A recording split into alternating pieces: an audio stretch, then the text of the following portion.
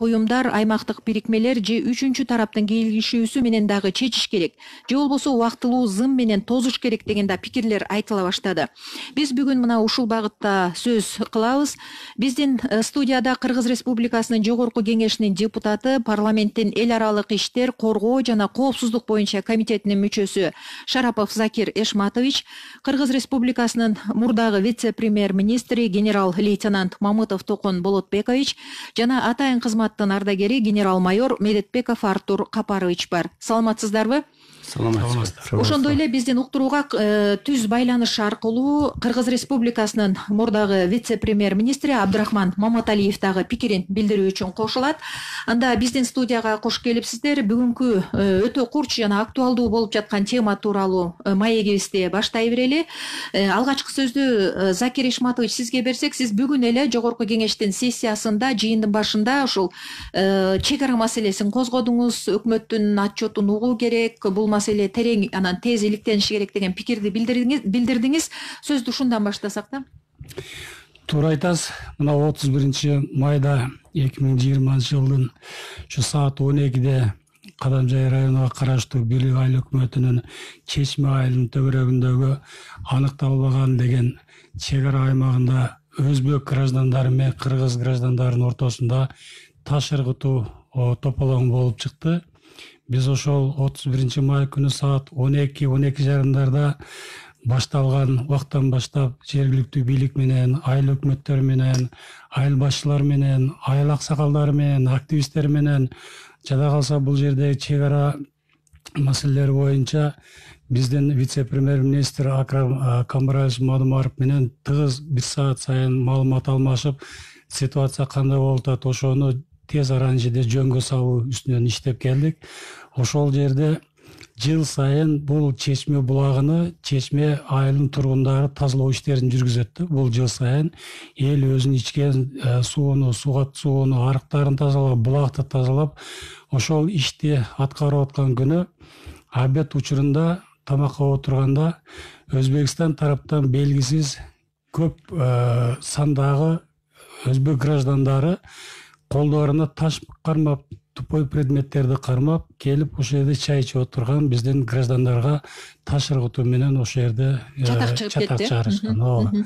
Ошондон баштап биздин бейкапар отурган ошол жерде өздөрүнүн шартыга бир жакшы максат менен суубуздун көзүн тазалайлы деген элдер буга эч күтүүсүздөн кабылып калды дагы. Ошол жерден көп биздин жарандар жабыр тартып калды да. Таштар тийип, мына азыр массалык маалыматтарда бир 25 киши жабыр тартты дейт. А негизинен менин маалыматыма караганда бир 80ден ашык биздин жарандар ошол жерден жарат алып, 25 болсо ошол медициналык борборлорго кайрылып, бүгүнкү күндө 4 балабыз больницада жатат. Экөөнүн абалы оор деп айтышып атат. 2 бала хирургическое отделениеде бүгүн дарыланууда. Сиз ушул боюнча мына өлкөнүн биринчи вице-премьер-министри дагы Өзбекстан тарап менен, бийлиги менен сүйлөштү, жолугушту, анан сиз ушундан улам эмне болду деп угалы деп атасыз да, э? Ооба, себеби ал күнү дем алыш күнүгө байланыштуу биз мында өзбек тараптын бийлиги менен байланышканга мүмкүнчүлүк болгон жок.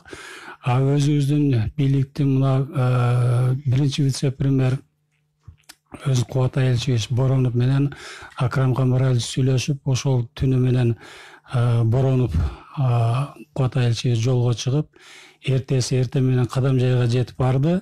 Ошол эле убакта бул жактан ошол премьерлердин деңгээлинде ал жакта Абдулла Арипов менен сүйлөшүү жүргүзүп, жеринде маселени көрүп, ошол жерден элге чырды нейтралдаштыруу маселеси боюнча сүйлөшүү жүргөн экен.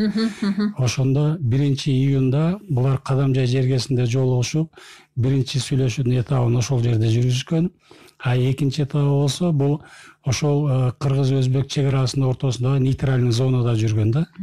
Ошол жерде сүйлөп жатып, булар бир гана Кубатбек Айылчевичтин айтууна караганда, булар бир гана мыйзамдуу чегиде эки тараптуу жана паритеттүү комиссиянын иштеп чыккан материалдарынын негизинде биз ошол маселени чечебиз деген мындай сүйлөшүү болгон. сүйлөшүү болгон. Закир Ишматович, бул боюнча дагы сүйлөшөбүз. Азыр биз Токон Болотбекович, сиз мына өлкөдө ошол коопсуздук маселелери боюнча вице-премьер-министр болгонсуз. Сиз бул тармакты жакшы билесиз да. Ошол жана чатак чыккан аймак сүрөттөсөңүз, бул эмне болгон аймак, бизде мурда да ушул жерде катталды беле, анан такталбаган аймакка киреби, ушуларын айтып берсеңиз да. Негизи бул жана Чечме айыл ошол жана анклав Сох деп атпайбызбы, Өзбек Республикасына тиешелүү. Ошол Сохтун тегерегинде айланасына жакын жерде жана жалпы бизден өткөн арык жана Чечме арыгы деп коет. Ошондон өткөн аны малга, жайытка, сугатка, ичкенге пайдаланган жерде ошол арык. Бул киши айтып кеткендей, чындыгында жыл сайын эле баягы жазында ошол жерде баягы жумуш уюштуруп тазалоо жумуштары уюштурулчу. Айрым учурларда ошол коңшу жанагы Өзбекстандын жарандары менен биргелешип деле тазалап жүрүшчү. Но бул жерде чынын айтканда биз айтабыз, жок, бул арык дагы өткөн жер. Бул жердеги жол дагы, бул дагы айылдын чети дагы, бул жерлер да биздики деп келебиз. Бирок коңшу тарап муну тааныбай келет да бүгүнгө чейин. Кыргызстандыкы деп моюндарына албайт. Албайт. Жок, алар биздики деп талап келет. Негизи алар жанагы ар кайсы документтерди көтөрөт, бирок биз негизи документтерге карабай, бул биздин жер болчу. Биздин эл илгертен бери жашап келген, ушул арыкты пайдаланган.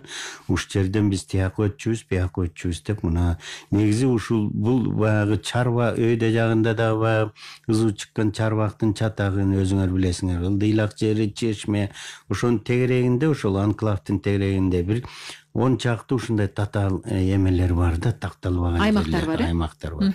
Рахмат, Артур Капарович, мына ушул жанагы жогоруда биздин студиядагы депутат Закир Ишматович да айтып кетпедиби, жана сүйлөшүүлөрдөн улам ар кандай сөздөр чыгып, анан талкуулар болуп кетти. Мисалы, Өзбекстан тарап бул жер биздики деген сыяктуу ишарат кылды, кыргыз тарап кечирим сурады деди. Ушунун баардыгы азыр чек ара тууралуу өтө курч талкууга алып келүүдө да. Анан мындай учурда кантип мындай биз мыйзамдын тили менен бул маселеге кантип мындай чекит койсок же кандай кадам жасашыбыз керек? Саламатсыздарбы? Ачыгын айтканда, бул чек ара маселеси бүгүн эле курч өтүп чыккан жок. Мына 2000 жылдан бери комиссия түзүлүп, мына 20 жылдан бери ушу чек ара маселелери чечилбей келатат. Буга чейинки президенттер дагы, буга чейинки премьер-министр, комиссиялар бул чек ара маселелерин толугу менен чече албай ушул жагдайга алып келилсе мен жаңылышпайм. Биринчиден, экинчиден ошол жердеги чек ара маселелери Өзбекстан, Тажикстан боюнча өзүнчө мындай чектелген участоктор бар. Ошолордун 70ге жакын участкасы бул Өзбекстан менен, ал эми Тажикстан менен андан көп дагы участоктор бар. Ошолордун баардыгын эсептегенде бул жакын арада чечиле турган маселеге окшобой турат. Себеп Өзбекстандагы, Тажикстандагы алар дагы 1 метр жерин бизге бергиси келбейт, биз дагы бербейбиз. Бирок мынау конкретно айтылып кеткен Чечме айыл боюнча карап көрсөк, ошо райондук мамлекеттик каттоо кызматынын чечими бар, ошондо ошол жер Кыргызстанга тиештүү деген документтер бар. Бул бир. Ал эми ошол жерде Чечмедеги суунун башы Кыргызстанда карайт, Кыргызстандын аймагында. Эмнегедир биздин бийликтегилер кандайдыр бир чечкинсиздик иш кылып койду. Ошол жерге биринчи вице-премьер баргандан кийин эл менен жолугушуп биринчи. Элдин ошол жерде айткан сөздөрүн, элдин талабын угуп туруп, анан Өзбекстандын бийлиги менен жолукса жакшы болмок. Тескерисинче болуп калды. Бул бир. Экинчиден, ал жерден жөн эле чатак чыккан жок. Себеп дегенде бул суу, жер, ресурс проблемалары 1989 жылдан бери башталып келет. Ошо Баткен аймагында өзгөчө Баткен аймагында. Себеп дегенде биз билебиз, биздин ошо Баткен аймагында суу маселеси өтө татаал. Ошон үчүн бул маселени чечиш үчүн бүгүнкү күндө бул болуп аткан, иштеп жаткан комиссиялар көп жагынан мындай чабалдык кылып атат. Чабалдык дегеним себеп дегенде ал жерге мындай эл аралык деңгээлдеги юристтер иштеш керек. Эл аралык мындай чек ара маселелери боюнча адистер иштеш керек. Анан бул комиссиялар бийлик өзгөргөн сайын эч убакта өзгөрбөш керек. Бизде 2 жолу төңкөрүш болгондон кийин бүт комиссия баштан аягына чейин өзгөрүп, жаңы болуп, ошон үчүн коңшу мамлекеттердин дагы мындай талабы көп учурда башкача болуп атат. Силер комиссия өзгөргүчүн кайрадан башынан деп. Бул экинчи маселе. Үчүнчү маселе, менин оюмча, чек ара маселесин чечүүдө бул 1 метр болсо дагы кадам таштап отуруп 1 метрден болсо дагы алдыга жылыш керек. А биздики баары орунда токтоп турат. Төртүнчүдөн бүгүнкү күндө чек ара маселесин чечиш үчүн ошол мамлекеттик биргелешкен комиссияга ошол жергиликтүү элдерден мындай жакшы жерди, элди билген, жерди токтото ала турган адамдардан дагы кошуш керек. Анан ачыгын айтканда биздин мамлекетте канча деген вице-премьер болобу, ошол чек ара маселесин чечебиз деген жетекчилердин бардыгы Бишкекте туруп чечип атышат. Ошол жерде күнү түн иштеш керек. Ошол жерден чечкенге баардык жумуштарды ошондо аракет кылса, анда көп нерселер алдыга жылмак. Мисалы жогорку кеңеш эл өкүлдөрү ушул жогоруда Артур Капарович айткан сын пикирге мындай таасир этип, бир жардам көрсөтүп же колдоо кылып ушуну ишке алга жылдырганга мүмкүнчүлүк барбы? Закир мырза. Албетте бул маселе күн сайын мына өзүңүз билгендей бир чечменин төгөрөгүндө болгон маселе эмес. Жалпы түштүктөгү Баткен областындагы, Жалал Абад областындагы чечилбеген маселелер дагы жалпы ушул бизде болуп аткан көйгөйдү көтөрүп келет да. Биз парламентте күн сайын көтөрсөк дагы мына Жолдош генерал айткандай бизде жанагы паритеттик комиссиянын туруксуздугу, анан ошонун составы, анан ошонун жанагы финансовый положениясы дагы бир топ өзүнүн кедергисин тийгизип атат да. Биз айтып атабыз, ошол эгер керек болсо комиссиянын жетекчисиге вице-премьер деген ранганы берели. Өзбекстан тарабынан ушул маселени жанагы курировать эткен комиссиянын жетекчиси вице-премьер өзүнүн жетекчилигинде да. А биз вице-премьер карамага алат, бирок сүйлөшүүлөрдү биздин комиссиянын жанагы жетекчиси башкарат да. Ошого биз айттык элек. Былтыр мына өзүңүзгө белгилүү 1 жылдан бери ушул паритеттик комиссия бизде иштеген жок. Ошонун негизинде биз канча айтпасак, мына генералды колдойм, бул жерде отуруп нота жөнөтүп койгон менен маселе чечилбейт. Муну ошол жерине барып, сүйлөшүүлөрдү жүргүзүп, 1 метрден, 2 метрден, 5 метрден кылып маселени чечиш керек да. Илгертеден бабалардын жанагы дипломатиялык методдорун колдонуш керек. Чогуу отуруш керек, чогуу сүйлөшүш керек, аксакалдар менен акылдашыш керек. Илгери каяктан өткөн, илгери орду каякта эле, азыр кандай себептен жылып кетти, ошолорду баарын ошо сүйлөшүү жолу менен гана чечиш керек да. А биз жанагы кагаз жөнөтүп коюп, мына биздеги маалымат боюнча 4 жолу нота жибериппиз. Кезектеги жыйынды өзбек тарабы өткөрүш керек эле да. 4 нотага да жооп келбей, мына майдын жартысында жооп келип атат. Жыйын өткөрүүгө азыр жанагы пандемияда бир жагынан себепкер болуп калды. Экинчи жагынан алардын өздөрүнүн каалоосун жоктоо болуп атат. Рахмат. Мына биз менен азыр түз байланышта ошол Кыргыз Республикасында мурда ошо коопсуздук маселелери боюнча вице-премьерлик кызматты аркалаган Абдырахман Маматалиев да бар, Токон Болотбекович да бул боюнча жакшы билет. Анан Токон Болотбекович ушул нерселерди жогоруда айтылгандай кадам кылып, бир аздан болсо да жылдыруу мүмкүнчүлүгү түзүлдү беле ошондо мурда? Эми ал биринчи ошол маселени кадам мындай теппа-теп туруп чечиш үчүн биринчи ошол тарых документтерди көтөрүш керек, таанышыш керек. Ал барбы андай документтер? Бар. Мен өзүм көргөм, өз таанышкам. 24-жылкы биринчи документтер болгон. Ошондо 1-2 комиссия келип кеткен. Кийин биздин өкмөт башчылары ошондо ошол эле Жусуп Абдрахманов, Токпаев деген улуу инсандар ошол комиссияга нааразы болуп, кайра 24-жылы мындайча айтканда декабрда кайра сунуш кирген. Ол жер туура эмес чечилип калыптыр. Ошол эле сок маселесин көтөргөн. Сүлүктүү шаарынын тегерегин, жанагы азыр жана Аксай Ворух деп атпайбызбы? Ошол маселе да көтөрүлгөн. Ал кезекте илгери Каганович колхозу болчу, кийин Лениндин 100 жылдыгы, азыркы Ворух болсо эме Правда колхозу болчу, биздики совхоз болчу. Ошол документтер бар. Ошол кезекте баягы 1000 гектар жер кимге кеткен, кандай бөлүшөт деп ал жөнүндө болгон. Кийин 36-37 1937-жылы дагы көтөрүлгөн, чоң комиссия болуп иштеген. Анан согуш учурунда эле токтолуп калып, кийин кайра башталганда анан ошол документтерди кечиресиз, биздин ошо Кыргызстандын азыркы айтып аткан кызыкчылыктары корголчудай бир илинчек барбы? Эми ал документтер жанагы бул киши айткандай, жанагы ар бир гектарды, ар бир метрди чечкенге жардам берет. Бирок баягы укуктук документ болуп алар иш жүзүнө ашпай калат, себеби 25-жылы ошондо ЦИК деп койчу да, анда жогорку кеңештичи Союздун. Ошол ЦИКке кыргыз тарап менен, анда кыргыз деген эмес, бул чек ара маселесин Россия менен Өзбекстан бир өткөргөн. Себеби Тажикстан Өзбекстандын ичинде болчу, биз болсо Россиянын курамында болчубуз.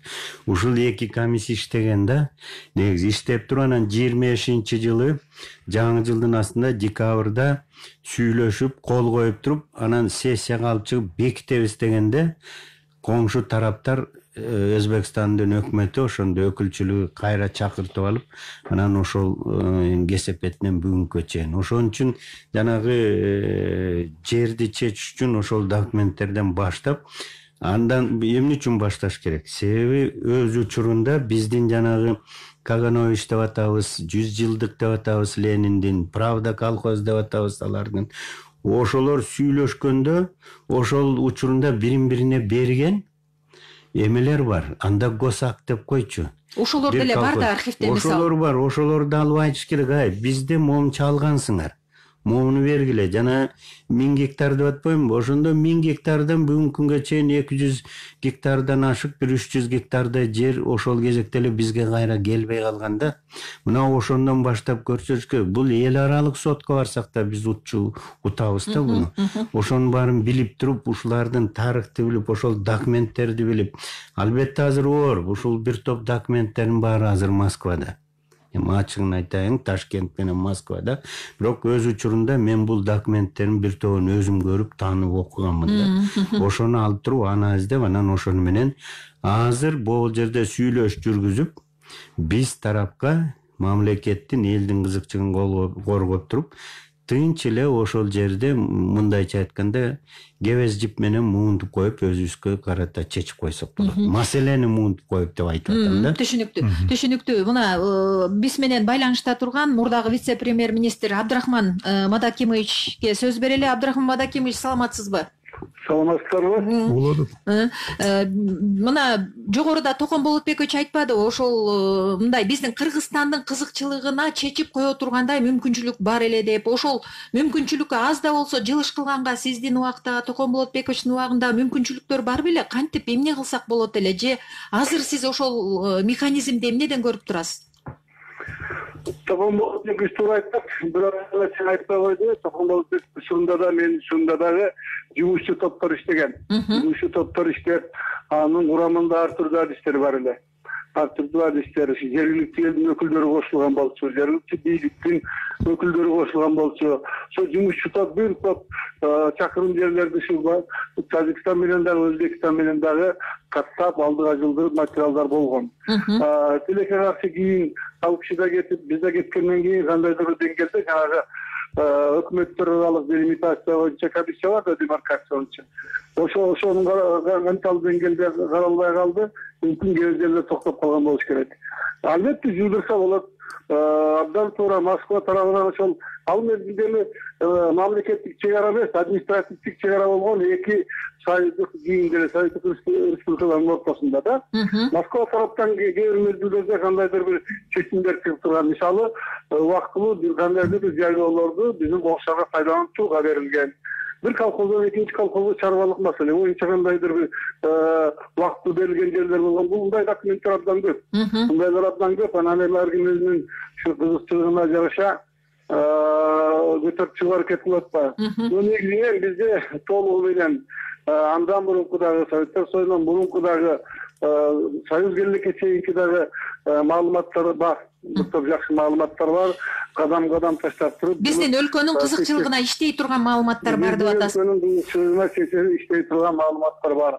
Аны кезегинде мына менин учурумда дагы ошол Искандаров деген биздин жанагы адистигилер Москвадан архивден бир топ материалдарды алып келгенбиз. Анан жанагы кээ бир сүйлөшүү учурунда болгон эми сүйлөшүүнү абдан кылдап жүрүш керек. Өтө кылдап, ойлонуп, бир кадам алдыга жүрүүгө аракет кылыш керек. Кээ бир материалдарды чекесин чыгарып биз айрым маселелерди чечкенде аларды ийге келтирген учурларыбыз болгон. Ушундай ишти алдыга алып барса болот албетте. Абдрахман Мадакимович, сиз биз менен байланышты үзбөй туруңуз. Керектүү жерде сиздин пикириңизди угуп турабыз. Мынакей Артур Капарович, ушул жакындагы жанагы премьер-министр, Өзбекстандын премьер-министри менен биздин биринчи вице-премьер-министр жолугушкандан кийин Өзбекстанда маалымат чыгып кетти. Жана Сохто тиги Сох Риштан жол ачылат деп айтылды дегенчи. Анан бизде болсо башкача жооп болуп атат, мына көрдүңүздөр. Анан ушундай нерселер өлкөлөрдүн коопсуздугуна, анан чек ара маселеси мындан ары ыраттуу чечүүгө сөзсүз бир эки башка маалыматтардагы таасирин тийгизиши мүмкүн да. Жооп бере берейинби?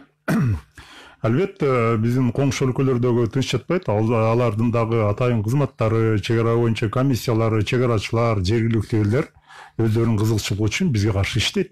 Бул баарын эле билинип турат. Экинчиден бул жерден Токон Болобекович айтып кетти, 24-бар менен иштеп чыгууга аракет кылыш керек. Себеп дегенде эски документтарды алып чыкканда бири-бирине эч ким баш ийбейт. Себеп дегенде Советтер Союзу жок.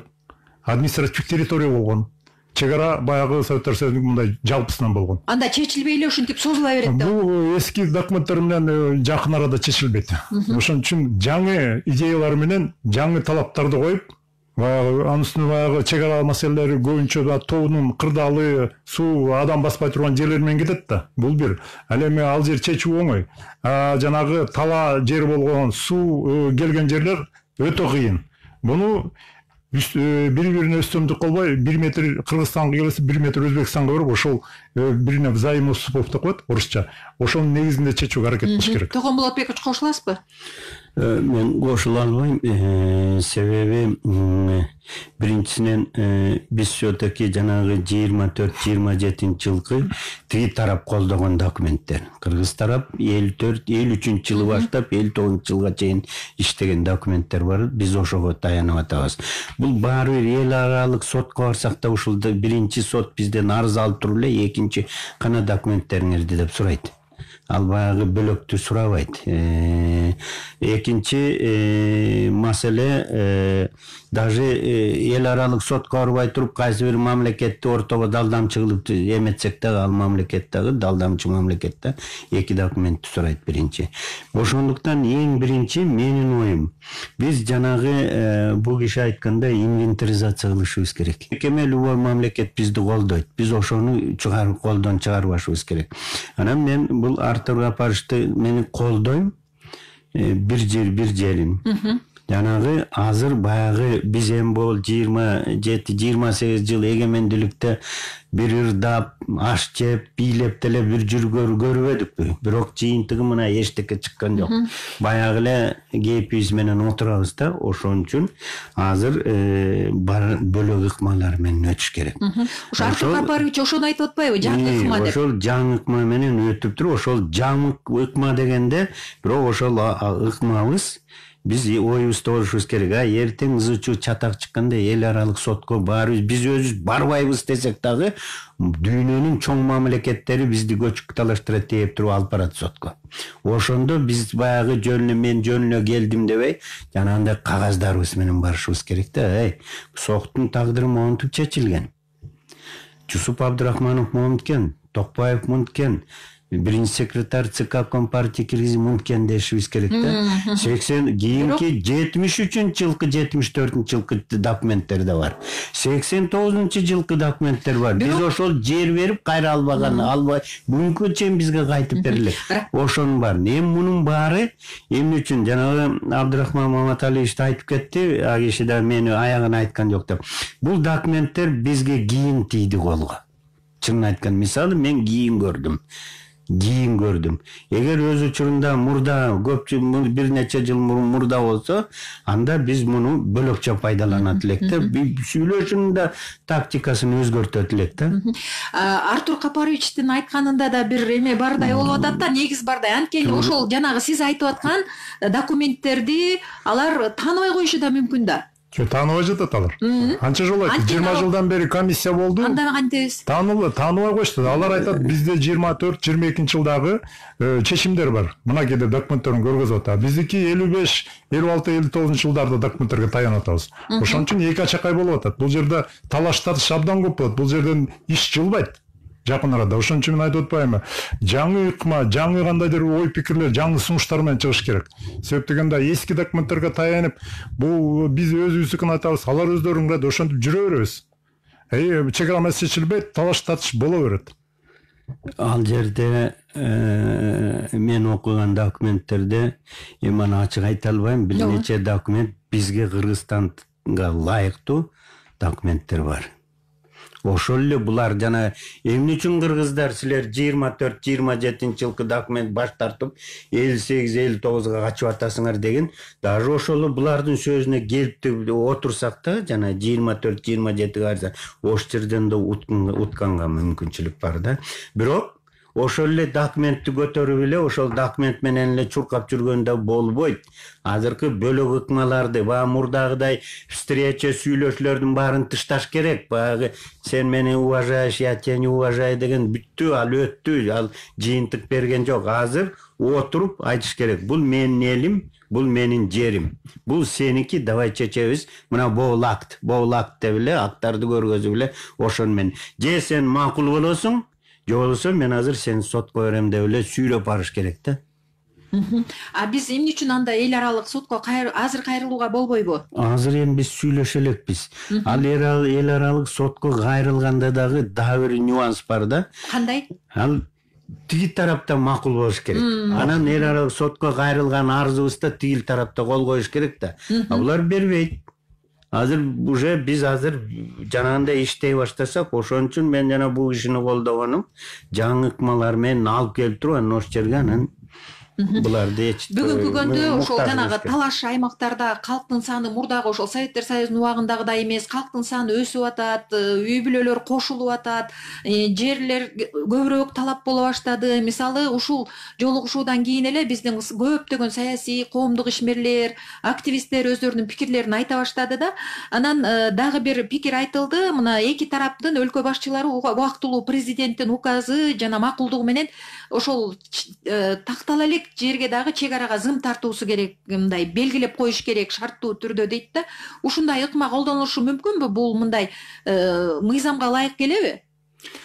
Эми ачыгын айтканда тактала элек жерге эгерде зым тору тосуп койсо, же болбосо дагы бир ограждение жасаса, ал жерде чатак чыгат.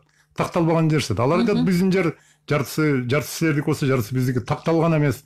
Демаркация, делимитация болгон, анан кое берге дейт. Ошон үчүн мына былтыр эле ала букада Өзбекстандан бир жерге столб коюп, зым кое баштаганда биздин жарандар катуу чыр чыгарып анан алып коюшпады. Ошон үчүн бул нерсе ыкма да өтпөйт, мындай ыкма жакын арада өтпөйт. Такталбаган жерлерге, такталган жерлерге анда өтөт. Себеп дегенде биздин чек аралардын бардыгы зым тоскон жерлер жок бизде. Бүт баары ачык, айкын. Ошон үчүн ага контрабанда күчөп атпайбы? Контрабанда күчөп биз коңшу мамлекеттерди мындайча айтканда өтө жеңил, өтө баасы төмөн контрабандалык товарларын бүт ошол жака ташып атпайбыз. Ага ким күнөөлүү? Биздин мамлекеттин бийликтегилер өздөрү күнөөлүү, жергиликтүү бийликтегилер. Эгер ошолор контрабандык жолдорду, контрабандык схемаларды токтотуп койсо, бул да өзүнчө түрткү болмок алардын сүйлөшүүлөрүнө. Андай болбой жатпайбы бүгүнкү күндө? Рахмат. Ушул боюнча мисалы бир кошумча айтып коеюнчу. Себеби бул сиз айткан суроодо дагы жан бар да. Эгер эки тараптуу келишимдин негизинде жана аныкталып элек жерлерге нейтралдуу зым тартканда бул маселени чечкендин бир жолу да. Убактылуу болсо дагы. Убактылуу ошол эки тараптан бирине бири өтпөгөндөй кылып, жанагы көрсөтүлгөн пограничный посттордон гана өтүүнү мындай багыт берген, ошол жерде убактылуу тосмолорду койсо, убактылуу болсо да маселени чечип турмак да. А эгер ошол жерде ачык турса, мал өтөт экен, элдер өтөт экен, ошол жерде абалды курчута берет да. Жок дегенде ошондой аныктуу элек жерлерди мына убагында Өзбек Республикасы бизден сурабай эле нейтралдык зоналардын баарын казып салган. Чоң траншеяларды, ал жерде машина да, адам да, мал да өтпөй турган кылыпчы. А кийин аныкталган жерлер аныктоо иштери жана комиссиянын жүргүзгөн иштеринин негизинде кийин кайрадан башкадан тартылды аларчы. Мен учурдан пайдаланып бир кошумча айтып коеюн. Бул жерде жогорку кеңештин депутаты турат. Эгерде мүмкүн болсо, андай болсо биздин чек арачылардын санын көбөйтүп, аларга дагы кошумча бюджет бериш керек. Анда жана убактылуу тоскон зымдардын жанында чек арачылар болуш керек. Ошондо алар жанагы шарт түзөт. Эки тараптын ортосунда мындай согуш же болбосо ташыруу болбош үчүн. А эгерде жөн эле зым тартып койсоң, анда эле ташыргыта берет да. Бири-бирине согуш. Ошол чек арачылар болуш керек. Анын үчүн бюджетке акча кошулуш керек. Чек арачыларды дагы дополнительно күчтөрүн дагы кошуш керек. Билеп кетти жана контрабандалык жол ушул нерсени токтотуу бул кайсы бир деңгээлде тигил өлкөгө биз өзүбүз мындай кандайдыр бир кызмат көрсөтүп аткандай кабыл алган учурлар, пикирлер мына соц тармактарда дагы, коомчулукта да көп айтыла баштады да. Ушул боюнча Абдрахман Мадакимовичтин пикирин уксак да, Абдрахман Мадакимович, ушул нерсени токтотуу кайсы бир деңгээлде биз мындай бир чек ара маселесинде бир туруктуу принципке турууга мүмкүнчүлүк түзөбү? Контрабанданы токтотуу чек араны ачык болсо да, жабык болсо да боло береби. Мамлекеттин өкмөтүнүн сөз токтотуш керек. Мен сизге бир мисал келтирейин. Азыркы сүйлөп аткан кесиптештердин баары жакшы билет. Мына Лейлекте Арка деген жер бар. Аркада ушул жолдун бир тарабы биздики, экинчи тарабы Тажикстандыкы 1,5 километр жерде 17-18 жана май куючу заправочный станциялар коюлуп тур да. Анан ушу контрабандадан тиги талаштарып өткөн контрабанданын баардыгы ошол жака барып, негизинен ошол Тажикстандын Хазерт областына ошол жерден камсыз болот экен. Менен аларчы. Ошону токтотууга бир топ мындай чара көрүп, биз эми кийин үлгүрбөй калдык токтотуп. Караганда чындыгында эле туура айтып атат. Азырын артып капарысы туура айтып атат. Бул жерде бир топ чоң мындай адамдардын кулагы көрүнөт да. Кызыктар эмес контрабанда токтотконго да. Контрабанданы кандай болгонун да токтотуш керек. Чек аранын бекемдигине ошол кандайдыр деңгээлде мындай таасирин берет. Анан мен жана талкууланып аткан маселелер боюнча бир-эки пикиримди айтып кетейин. Биздин урматтуу депутат айтып атпайбы? Жанагы биздин комиссиянын төрагасы, паритет комиссиянын төрагасы Жөнөкөй кызматкер. Комиссиянын төрагасы бизде ошол вице-премьер-министрлер. Эгер ушул жогорку кеңешке белгисиз болсо, мен билбейм кандай аракет болот экен. Ал жанагы айтып аткан жумушчу Токон Болотбекович комиссиянын төрагасы болгон, мен да комиссиянын төрагасы болгон. Азыр жана Мадумаров Акрам алдар комиссиянын төрагасы болуш керек. Негизинен ал делимитация, демаркация боюнча комиссиянын төрагасы даярдалган материалдарды бекитет да. Жумушчу топ адистер иштейт. Жумушчу топтун жетекчиси жанагы өкмөттүн аппаратындагы атайын өкүл бар. Мурда Искандаров менен жана Бөрөбаев деген депутат атышты. Ошол иштеш керек. Ошондуктан мунун айырмасын так билип, биздин депутаттар кимден сураш керек, кимге талап койгонун жакшы билгени туура болот да. Анан эми жанагы материалдар боюнча айтылып аткан материалдар, Токтон Болотбекович айтып аткан, биз айтып аткан материалдар бул бизде болуш керек, биз билишибиз керек. Керектүү учурда алып чыкканга мындай далил катары, мындай аргумент катары көрсөтүлгөн. Бирок биз башкача жол менен барууга аракет кылганбыз. Мына 2014-95 жылдары азыркы сүйлөп аткан биздин адамдар баары жакшы. 92-94 жылдары жаңы түзүлгөн мамлекеттердин президенттери бир топ келишимдерге кол коюшкан. Ошонун арасында бар жанагы мурдагы административдик чек аранын тилкесин негиз катары кароого да биз элдералык практикада ошондой экен. Бул рамочный соглашениелер албетте, бирок ошону пайдаланып туруп, мурдагы союздук республикалардын ортосунан өткөн чек ара тилкесин негиз катары карап, ошондон баштап анан кийин каттоону жүргүзөлү деп. Тажикстан тарап мисалы макул болгон болчу. Кийин айтат кандайдыр бир себептер менен кайра макул болбой жатат деп турупчу. Ошол тартип менен кетсек, ошол жол менен кетсек жеңилирээк болот. Анан албетте биз өзүбүздүн кандайдыр бизге кызыктуу, биздин кызыктуу көзгөн материалды алып чыгабыз, алар алып чыгат. Жылбай Артур Капаров айтат. Алга жылбай троечилдик да, көпчүлөрдачы. Ошондон жаңы нерсе, мурда утуп калган эски нерсенин баары жаңы болот. Элдералык практиканы карашыбыз керек. Ушундай жол менен барсак да болот. Рахмат сизге. Абдрахман Маматалиевичке мен кичине мындай пояснение берип коеюн. Бул киши туура эмес түшүнүп алды окшойт. Жумушчу топтун төрагасы бизде заводдел. Статусу заводдел, анан бөлүм башчы, ошо аппарат жетекчисинин орун басары деген статусу бар. А Өзбекстанда комиссияны түздөн түз вице-премьер министр жетектейт. Мен ошол ыранганы айтып атам. Бул Жумушчу топ жөнүндө сөз болот. Жумушчу топ. Жанагы иш жүрүп атканда жумушчу топ гана жетектеп барат дагы, жумуш топ ошол жерде иш жүргүзөт да. Анын аркы тараптан болсо вице-премьер-министри жумушчу топтун да чоңу, вице-премьер комиссиянын жетекчиси катары рангасы тең келбей калып атат да. Абдрахман Мадакемович, Сиз мындайда, сиз өзүңүз башкача айттыңыз да, жанача, жолугушка келгенин айтып аткан турбайсызбы? ооба. Бирок тигилерде дагы бизде дагы делимитация комиссиянын төрагасы вице-премьер-министрлер. Анан вице-премьер-министрлер бар эле күндө талаапсызда өздөрү кошо жүргөн учурлар болот да. Ошондуктан туруктуу негизи иштеген жумушчу топ бар. Туруктуу негизи иштеген жумушчу топтун жетекчиси жана сиз айткан өкүлү аппарат жетекчисинин биринчи орун басары. Туура, түшүнүктүү, рахмат. Закир Ишматович, мына жогоруда Артур Капарович да айтты, агай да айтып атат, жанагы элдик дипломатия дагы өзүнүн таасирин тийгизет, жана жергиликтүү элден дагы сүйлөшүүлөрдө кошуш керек, алардын пикири менен эсептешиш керек деп. Бул канчалык таасирдүү болот? Анткени сиз ошол округдарды, айылдарды кыдырып жүрөсүз, жеринде жакшы билесиз, мисалы. Албетте бул баягы мекемелер аралык комиссиянын адистери да тасыккан адистер. Но ошол жериндеги чек-аралардын жана границаларыны анык так ошол комиссия көрсөтүп бергенге жергиликтүү аксакалдар, жергиликтүү бийликтин сөз түрдө комиссиянын составында болушу тийиш деп ойлойм да. Бул маселенин оң жагына чечилүү үчүн да. Анан бул комиссиянын көп курамы бул жердеги жана гипрозем, картография жана бир топ ошол мамлекеттик ишканалардын бирден мүчөлөрү кошулган да. Булар жалаң кагаз менен иштеп, кагаз менен бирине бири нота жөнөтүү менен ооракерчилик да. Негизинен ошол жана мен айткандай жерине барып иш жүргүзсө, жеринде маселе тезирээк чечилет эле да. Ошону айтайын. Ошо нота жиберүү деп калдыңыз, ошол Токон Болотбекович, нота жиберүүдөн бир жыйынтык чыгып атабы, чыкпай аткандай таасир калтырат да. Бул ошол деги эле теориясында бул нотадан кийин эмне кылыш керек? Ошол нааразычылыкка кандай жооп болушу керек? Эми ал нота жиберилгенден кийин алар бизге ответный нота жиберет да. Силердики туура эмес, биздики моундай аргументтер депчи. Мен биринчи айтып коеюн, бобуреке аякы учурларда кичине бир өзгөрүүлөр болгон да. Тажикстан менен Кыргызстандын ортосунда өкмөттөр аралык чек ара боюнча комиссияларды вице-премьерлер жетектейт. Өзбекстан менен премьер-министрлер. Жанагы Боронов менен Ариповдун жолукканы азыр премьер жок, биринчи вице-премьер милдетин аткарып атат да премьер. Ошон үчүн жана жолугуу болду.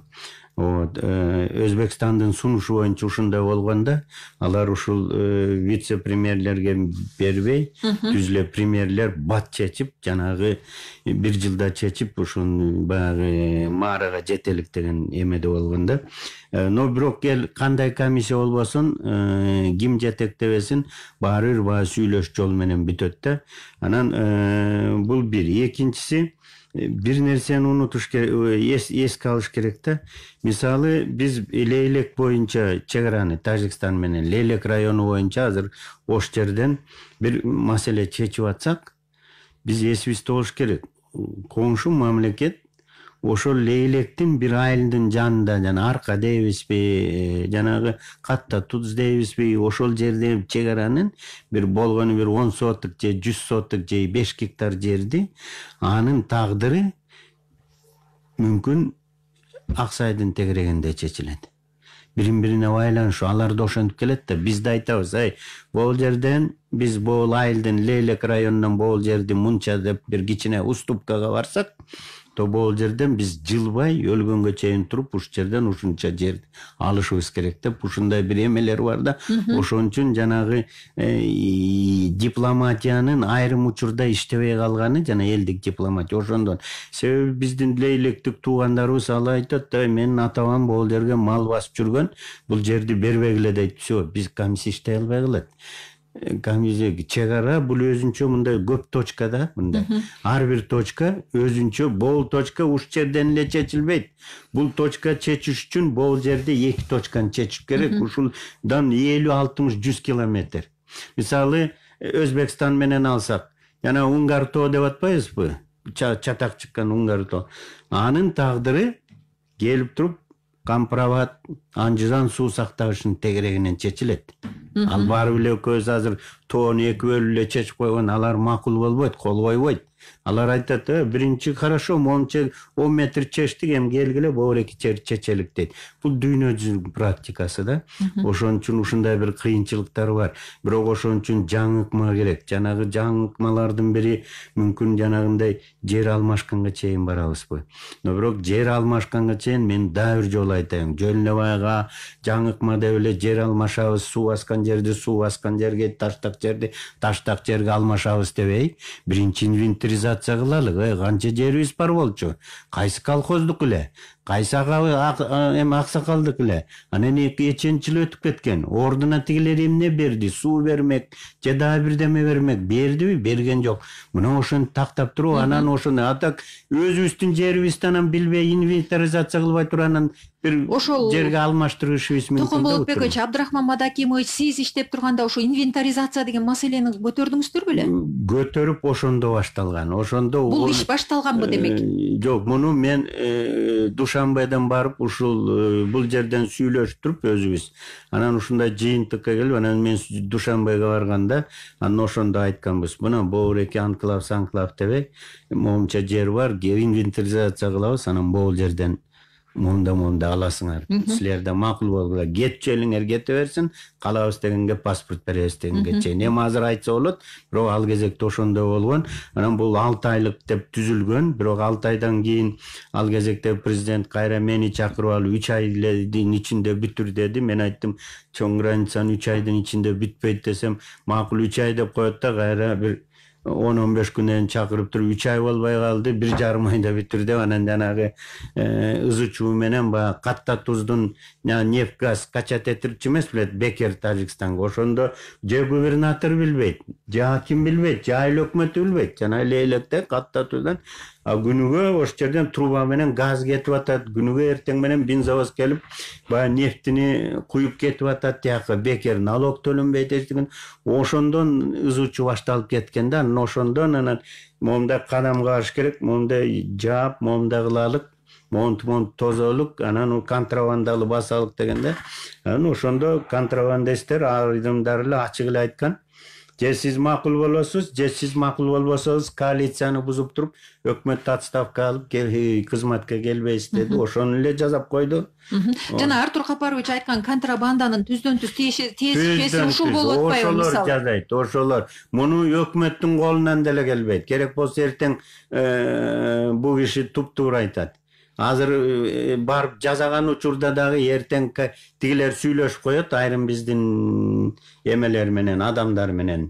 Алар болуп туруп же өкмөттү бир балакет кыла коет, же парламенттин ичиненби, же өкмөттүн ичиненби, же жергиликтүү бийлик менен сүйлөшүп коюп эле тескери болуп коет. Жана элди алып чыгат. Азыр эле вице-премьер барсынчы, контрабанданы жапсынчы, азыр эле барып эле элди 2-3 айда алып чыгып эле ошол вице-премьерди кошо жумуштан айдап салса. Бирок кандай болгон күндө да бул чара көрүлүшү керек да.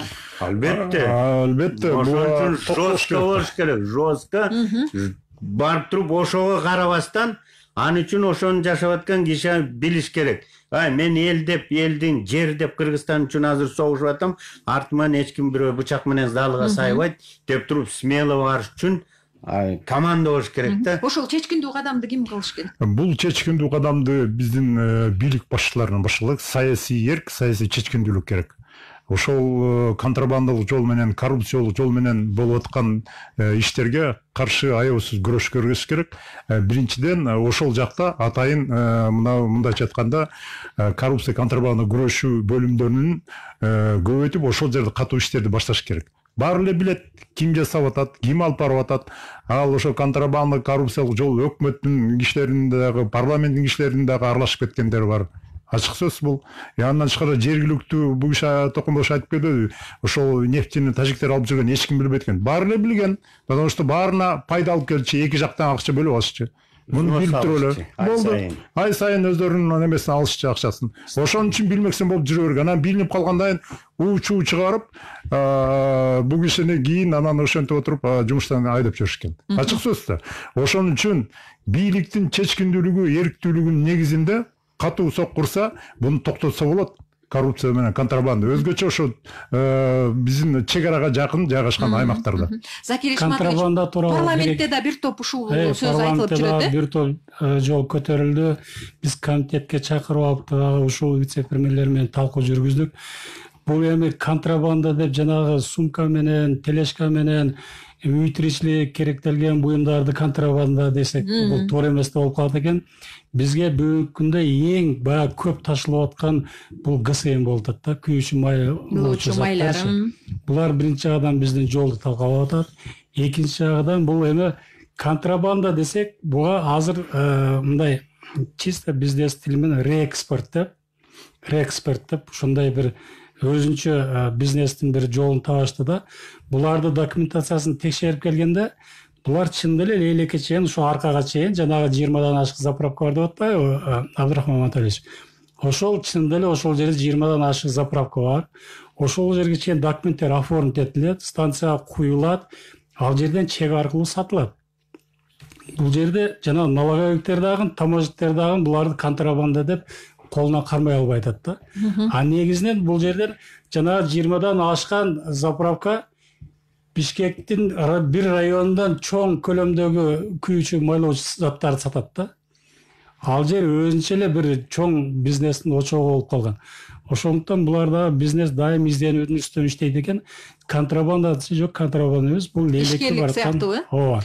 Закондуу, мыйзамдуу сатылып аткан күйүүчү май зат депчи. Мен мындайча айтат элем, биринчиден Тажикстан менен Өзбекстан мындайча айтканда Евразия өлкөлөрүнө кирбейт. Экинчиден бизге келип аткан ГСМдин баасы баягы бес пошлина келет, ошон жолу арзан, ал жакта кымбат. Бул бир. Экинчиден контрабанда же болбосо жана коррупциялык иштер менен кетип аткан ГСМ же башка товарлар ал жерде жанагы өзүнүн таможнянын мыйзамы боюнча ал жерде ошол өткөн товарлар мыйзамсыз аныкталбай, такталбай өткөн үчүн ал жерден биздин мыйзамда иштеген таможня болобу, пограничниктер болобу, налоговый полиция, инспекция ошолор карап ошону токтотуш керек. А тилекке кашалар шылтоодо айтып коюп бул болбойт экен. Себеп дегенде неме лейлекке чейин келет экен. Анан кийин ошол жерден баары ушу менен камсыз болот экен деп ар кандай шылтоолор айтып атат. Эгерде мыйзамдуулукту туруктуу кылып катуу орнотсо, мындайга жол болбойт болчу. Мыйзамдуулук болбой жатпайбы? Рахмат. Абдрахман Мадакимович, кандай болгон күндө да мына жогоруда айтып атабыз, контрабанда деп атабыз, ошол эле аткезчилик жана башка маселенин баардыгы өлкөнүн коопсуздугуна, мамлекеттин бүтүндүгүнө кадимкидей таасирин тийгизип атат да. Чек арада жанагы жакын жайгашкан аймактарда бул чоң маселе. Сиз кандай ойлойсуз? Ушул биз мамлекетибиздин коопсуздугу үчүн ушул нерселерди мындай тез арада токтотуп, ошол эле контрабанданы, анан чек ара маселесин алга жылдырууну эмнеден көрүп турасыз? Абдрахман Мадакимович, байланыш үзүлүп калган окшойт. Ушул эле суроого биз Токон агай сизден жооп угалы. Бул жерде дагы бир жолу мындайча бул маселени чечиш үчүн эң биринчи парламенттин колдоосу керек. Ооз учунда эмес, реалдуу түрдө колдоосу керек. Анан өкмөт ошол парламенттин колдоосу менен өкмөт атайын адистерди ушул чек ара маселесин билген, коопсуздук маселесин билген, контрабанда менен күрөшкөн жолун билген ошол адистерди тартып туруп эле муну 2-3 айда эле мындайча айтканда тизгиндеп мунукка келтирип койгонго болот. Анан бир жыл, 2 жылдын ичинде эле чек ара маселесин чечип койсо болот. Документтер бизде бар. Жанагындай ой пикир сунуштар өз учурунда эми баягы секретный болсо да, бирок кагаз жүзүндө жазылып берилген.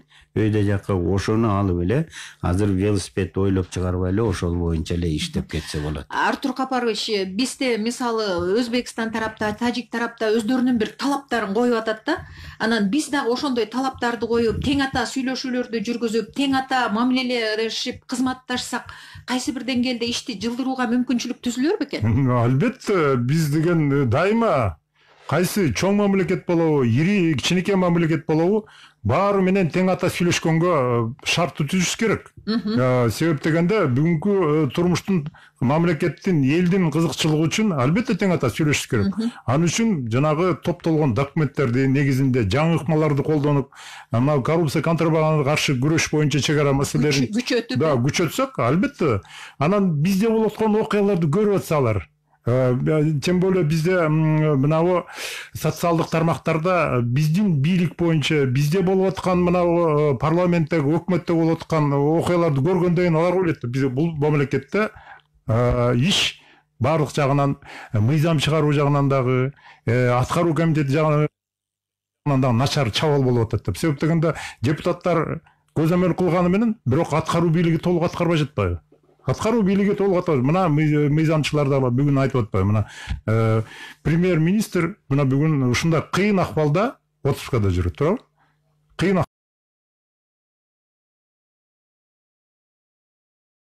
да колдоо керек деген нерсени сиз кандай кабыл алып атасыз? Кандай колдоо көрсөтө алат жогорку кеңеш? Мисалы, сиздер ошол трибунада айтып атасыз, мына бүгүн эле өзүңүз айтып чыктыңыз биринчи эле. Анан эмне кылыш керек эми? Жогорку кеңеш дайым эле аткаруу бийлигин колдоп келет. Биз бир топ жолу ушул жана контрабандалык жүрүштөрдү токтотууга даже бизнесмендерди чакырып берип, ошолорду убактылуу 2-3 ай болсо дагы ошол контрабандалык ташылып аткан жүктөрдү токтотуп турууну, экономикалык бир рычагды колдонууну сунуштаганбыз. Эгер бизде жогорку кеңешке кандайдыр бир ошол жардам керек десе, ар кандай токтомду кабыл алып бергенге, же мыйзамдуу бир мыйзам иштеп чыкканга биз даярбыз. Андан сырткары биз өткөндө мына коронавирустан көп дүйнөнүн 180ден ашык мамлекети жабыр тартты. Бир мындай апаттын бир жакшы жагын колдонуп койсок деле болмок да. Тажикстанда бүгүнкү күндө өтө коронавирустун баягы очогу күчөп, ал жакты границаны жаап, ушул экономикалык жанагы жолдорду жаап турганга бизге бир мүмкүнчүлүк бар эле да. Ошол сунушту берген жоксуздарбы сиздер? Сунушту бердик. Жок дегенде ушул пандемияга шылтоо кылып, ушул жана контрабанданы, жанагы мыйзамсыз жүрүп аткан товар обороттор баарын токтотуп 2-3 айга ушул жаап туралычы деп да сунуш бердик. Бул дагы тилекке каршы мындай эске алынган жок. Эми конечно, бул экономикалык рычаг бул биринчи эң негизги рычагтардын бири. Муну дайым колдонсо болот, бул менен маселени чечсе болот. Токон Болотбекович, ошол мүмкүн беле жогоруда Закир мырза айткан нерсени аткарыш? Эми бул иш эгер чын эле ушул жогорку кеңеш ушундай жана азыркы айткандай сунуштарды берсе, анан өкмөт муну эске албагандан кийин анда бул өкмөттү мен билбейм, мунун тагдыры бөлөкчө чечиш керек өкмөттүн. Себеби парламент чечип мына жолу моундай экен деп, моундай кылгыла деп атса, анан ошону эске албай өкмөт баягы өзүнчө кылып аткандан кийин анда бул жерде эми чыккынчылык деп айтпайын, бирок мамлекеттин, элдин кызыкчылыгын коргобой башка өзүнүн бир керт башын ойлогон өкмөт болуп атат да.